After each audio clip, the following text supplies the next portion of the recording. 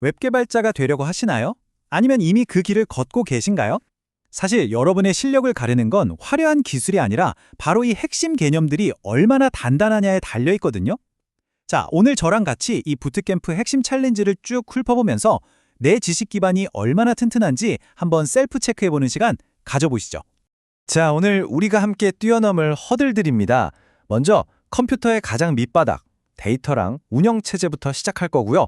그리고 웹이 서로 대화하는 방법, 바로 HTTP에 대해서도 알아볼 거예요. 그 다음엔 뭐냐? 개발자들을 정말 골치 아프게 하는 자바스크립트의 까다로운 규칙들, 이것도 파헤쳐보고 마지막으로 화면을 예쁘게 만드는 CSS 레이아웃까지. 어때요? 웹 개발의 A to G를 훑어보는 느낌이죠? 그럼 바로 시작해볼까요? 첫 번째 관문, 바로 기초 다지기입니다. 우리가 짜는 모든 코드는요, 결국 이 기반 위에 세워지는 거거든요. 마치 집을 지을 때 땅부터 단단하게 다지는 것처럼요. 데이터가 컴퓨터 안에서 대체 어떻게 정리되는지, 그리고 우리가 키보드로 땅땅 치는 명령어가 운영체제를 통해서 어떻게 마법처럼 실행되는지 그 가장 근본적인 원리부터 한번 파헤쳐 보겠습니다. 자, 그럼 첫 번째 퀴즈 나갑니다. 이건 뭐 거의 클래식이죠? 자료 구조 문제인데요. 후입 선출, 그러니까 last in, first out 원칙을 따르는 게 뭘까요? 힌트를 드리자면 설거지하고 쌓아놓은 접시 더미를 한번 떠올려 보세요. 맨 마지막에 올려놓은 접시부터 꺼내 쓰잖아요. 바로 그겁니다. 정답 아시겠죠? 네, 맞습니다. 정답은 반 스택이죠. 라이포, 마지막에 들어온 게 가장 먼저 나간다. 이 원칙 되게 단순해 보이지만 코딩 세계에선 이게 정말 중요해요. 왜냐하면 우리가 함수를 막 호출하잖아요. 함수 A가 B를 부르고 B가 C를 부르고 이럴 때 컴퓨터가 정신줄 놓지 않고 C 끝나면 B로 돌아가고 B 끝나면 A로 돌아가야지 하고 기억하는 게 바로 이 스택 구조 덕분입니다. 아주 기특한 녀석이죠.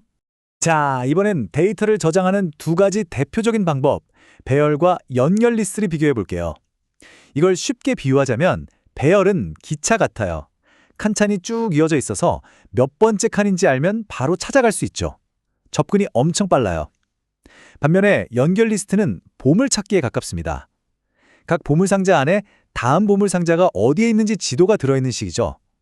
중간에 보물을 하나 추가하거나 빼기는 쉬운데 저기 끝에 있는 보물을 찾으려면 처음부터 하나씩 다 따라가야 하니까 접근은 느려요. 결국 핵심은 뭐다? 내가 뭘 할지에 따라 가장 빠른 길을 선택하는 것. 그게 바로 실력인 거죠. 좋습니다. 이제 운영체제로 한번 넘어가 볼까요? 우리가 컴퓨터한테 명령을 내릴 때 쓰는 그 까만 화면, 터미널 있잖아요. 거기서 쓰는 게 바로 쉘입니다. 이 쉘은 뭐냐면 우리가 쓰는 인간의 언어에 가까운 명령어를 컴퓨터의 심장부, 즉 커널이 알아들을 수 있는 말로 번역해주는 아주 똑똑한 통역사라고 생각하시면 돼요. 쉘 명령어 쓰다 보면 이 꺽쇠 정말 많이 쓰게 되는데요. 와, 근데 이거 진짜 조심해야 돼요. 꺽쇠가 한 개냐 두 개냐 이 작은 차이가 어마어마한 결과를 낳거든요. 꺽쇠 하나는요, 기존 파일 내용을 그냥 싹 다 지워버리고 새로 쓰는 덮어쓰기예요. 반면에 두 개는 기존 내용 맨 뒤에다가 살포시 추가하는 이어쓰기고요. 이거 모르고 잘못 썼다간 여러분의 소중한 데이터가 한순간에 사라지는 마법을 경험하게 될 수도 있습니다. 자, 이제 무대를 웹으로 옮겨보겠습니다. 우리가 그냥 무심코 브라우저 주소창에 www 하고 주소를 치고 엔터를 딱 누르는 그 순간, 사실 그 뒤에서는 엄청난 일들을 벌어지고 있어요. 보이지 않는 세상에서 브라우저랑 서버가 엄청나게 복잡한 대화를 주고받기 시작하거든요. 그리고 걔네들이 쓰는 언어가 뭐냐? 바로 HTTP입니다. 이 과정을 보면요, 마치 잘 짜인 춤 같아요. 먼저 브라우저가 이 주소 가진 서버 어디 있나요? 하고 물어봐서 IP 주소를 찾아내고요. 그 다음엔 둘이 만나서 우리 앞으로 안전하게 암호화해서 대화하자 하고 악수를 나눠요. 이 모든 준비가 다 끝나야 비로소 브라우저가 나 이 페이지 좀 보여줘 하고 정식으로 요청을 보내고 서버가 처리해서 응답을 보내주는 거죠. 우리가 화면을 보기까지 이렇게 많은 절차를 거치는 겁니다. HTTP 요청은 일종의 택배 상자라고 생각하면 아주 쉬워요. 맨 위에는 뭘 원하고 어떻게 보냈는지에 대한 정보, 즉 요청 라인이 송장처럼 붙어 있고요. 그 아래에는 이 소포는 제이슨 타입이고 한국어로 되어 있어 같은 추가 정보, 즉 헤더가 붙어 있습니다. 그리고 상자 안에는 진짜 우리가 보내고 싶은 데이터, 바디가 들어있는 거죠. 이 세 가지가 한 세트입니다. 웹서버랑 웹 애플리케이션 서버, 이건 맨날 헷갈리잖아요. 이것도 비유로 딱 정리해 드릴게요. 웹서버는요, 그냥 도서관 사서예요. 여러분이 HTML 파일 주세요 하면 그냥 창고에서 딱 그 파일 찾아서 주는 역할만 해요. 정적인 파일만 다루죠. 근데 WAS는 달라요. 이 사람은 고급 레스토랑 셰프입니다. 여러분이 오늘 제 기분에 맞는 파스타 만들어주세요 하면 재료 꺼내고 조리하고 새로운 요리를 만들어서 주잖아요. 이렇게 동적인 컨텐츠를 만들어내는 게 바로 WAS의 역할입니다. 차이 확실하죠? 자, 드디어 오늘의 하이라이트, 자바스크립트 시간입니다. 자바스크립트. 정말 강력하고 매력적인 언어인데 가끔 진짜 알다가도 모를 규칙들로 우리 개발자들을 괴롭히죠. 숙련된 개발자들도 한순간에 하고 함정에 빠지게 만드는 그런 까다로운 부분들. 오늘 제대로 한번 파헤쳐 보겠습니다. 이 코드 한번 보세요. 이거야말로 자바스크립트의 아주 오래된 그리고 아주 악명 높은 함정입니다. 바라는 키워드를 쓰면요, 똑같은 이름의 변수를 또 만들어도 에러가 안 나요. 그냥 조용히 마지막에 쓴 값으로 덮어 써버립니다.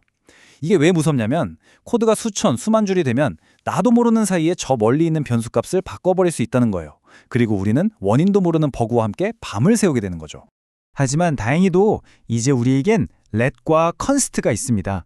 얘네들을 쓰면 똑같은 이름으로 변수를 선언하는 순간 가차없이 야, 이거 이름 중복됐어 하고 에러를 딱 띄워줍니다. 여러분, 코딩할 때 만나는 에러가 다 나쁜 게 아니에요. 지금 만나는 이 에러는 나중에 터질 수도 있었던 거대한 버그를 미리 막아주는 아주 착한 에러인 셈입니다. 결국 이 둘의 가장 큰 차이는 뭐냐? 바로 스코프, 즉 변수가 살아있는 활동 범위입니다. 바는 스코프가 좀 헐거워서 if문이나 for문 같은 블록을 그냥 탈출해버려요. 근데 let이랑 const는 자기가 선언된 그 중괄호 안에서만 딱 존재합니다. 밖으로 절대 못 나가요. 이렇게 변수를 안전하게 가둬두니까 코드가 훨씬 예측 가능하고 안전해지는 거죠. 바의 이런 문제점 때문에 let과 const가 등장한 거예요. 한마디로 더 안전한 코드를 위한 진화라고 할 수 있습니다. 여기서 호이스팅과 TDZ라는 개념이 등장하는데요. 이름만 들으면 막 어렵죠? 전혀 그렇지 않아요. 바는 선언하기 전에 써도 undefined라는 값이 나와서 그냥저냥 넘어가거든요. 이게 버그의 원인이 되기도 하고요. 근데 let은요, 자기가 선언된 줄의 코드가 도달하기 전까지는 일시적 사각지대 TDZ에 빠져 있어요. 이때 접근하려고 하면 너 아직 태어나지도 않은 변수 쓰려고 하네 하면서 바로 에러를 냅니다. 즉 TDZ는 변수를 함부로 미리 갖다 쓰는 위헌한 행동을 막아주는 아주 고마운 안전장치인 거예요. 자, const에 대한 또 다른 단골 질문입니다. const는 상수, 즉 변하지 않는 값을 담는다고 배웠는데 아니, 이 코드를 보세요. const로 선언한 객체의 속성값은 왜 잘 바뀌는 걸까요? 근데 또 객체 자체를 다른 걸로 바꾸려고 하면 에러가 나요. 이거 대체 어떻게 된 일일까요? 정답은 바로 const가 지키는 대상에 있습니다. const는 변수 안에 들어있는 값을 바꾸지 못하게 하는 게 아니라 변수가 가리키고 있는 메모리 주소를 바꾸지 못하게 막는 거예요. 아까 그 집 주소 비유를 다시 가져와 볼게요. const 유저는 유저라는 변수는 평생 이 집 주소만 가리켜라 라는 뜻이에요. 그래서 다른 집 주소로 이사 가는 건 막는 거죠. 하지만 그 집 안에 들어가서 가구 배치 바꾸고 인테리어 하는 것까지는 막지 않는 겁니다. 이해되시죠? 변수와 그 안의 데이터는 다른 개념이라는 것, 이게 핵심입니다. 자, 자바스크립트의 어려운 고비를 넘었으니 이제 눈이 즐거워지는 시간, CSS로 넘어가 보겠습니다. 예전에는 CSS로 레이아웃 잡는 게 정말 끔찍했거든요? 그런데 구세주처럼 등장한 기술이 있습니다. 바로 모던 CSS의 꽃, 플렉스박스입니다. 이걸 쓰면 그 골치 아팠던 요소 배치가 정말 마법처럼 쉬워집니다. 플렉스박스를 마스터하는 비법은요, 아주 간단해요. 딱 두 개의 축만 기억하시면 됩니다. 하나는 아이템들이 기차처럼 줄줄이 놓이는 방향인 주축이고 다른 하나는 그걸 가로지르는 교차축이에요. 그리고 justify content라는 속성으로 주축 방향의 정렬을, align items라는 속성으로 교차축 방향의 정렬을 조절하는 거죠. 이 두 가지만 알면 가로 정렬, 세로 정렬, 중앙 정렬 뭐든지 다 할 수 있습니다. 특히 이 플렉스 속성이 정말 대단한데요. 예를 들어서 메인 컨텐츠랑 사이드바를 2대1 비율로 만들고 싶다? 예전 같으면 막 퍼센트 계산하고 머리 아팠을 거예요. 하지만 이제는 그냥 메인 컨텐츠에 플렉스 2, 사이드바에 플렉스 1 이렇게 써주기만 하면 끝입니다. 그럼 브라우저가 알아서 2대1로 나누라는 거구나 하고 찰떡같이 계산해서 보여줘요. 정말 편하죠? 와, 정말 숨가쁘게 달려왔네요. 데이터 구조부터 시작해서 자바스크립트의 함정, 그리고 CSS 레이아웃까지. 자, 그럼 마지막으로 우리가 오늘 점검한 이 핵심 개념들이 각각 어떤 의미를 갖는지 큰 그림을 한번 정리해 보겠습니다. 오늘 우리가 살펴본 내용들, 이건 그냥 단순히 퀴즈를 풀기 위한 지식이 아니에요. 첫째, 자료 구조나 OS 명령어 같은 기본기는 여러분이 만드는 모든 것의 뼈대입니다. 둘째, HTTP라는 웹의 대화법을 이해해야 문제가 생겼을 때 원인을 찾을 수 있습니다. 셋째, 렛과 컨스트를 쓰는 건 최신 유행이 아니라 더 안전한 코드를 작성하기 위한 필수 원칙입니다. 마지막으로 플렉스박스 같은 도구는 더 이상 복잡한 계산에 시간을 낭비하지 않게 해줍니다.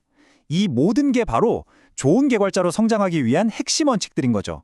자, 이제 마지막으로 여러분께 질문 하나를 던지면서 마무리할까 합니다. 오늘 우리가 함께 짚어본 이 개념들, 이건 시험 보려고 외우는 지식이 절대 아니에요. 여러분이 웹이라는 세상에서 상상하는 모든 것을 현실로 만들어낼 수 있게 해주는 강력한 연장들이죠. 그렇다면 오늘 다시 한번 갈고 닦은 이 연장들 중에서 여러분은 어떤 걸 가장 먼저 써보고 싶으신가요? 어떤 멋진 걸 만들어보고 싶으세요?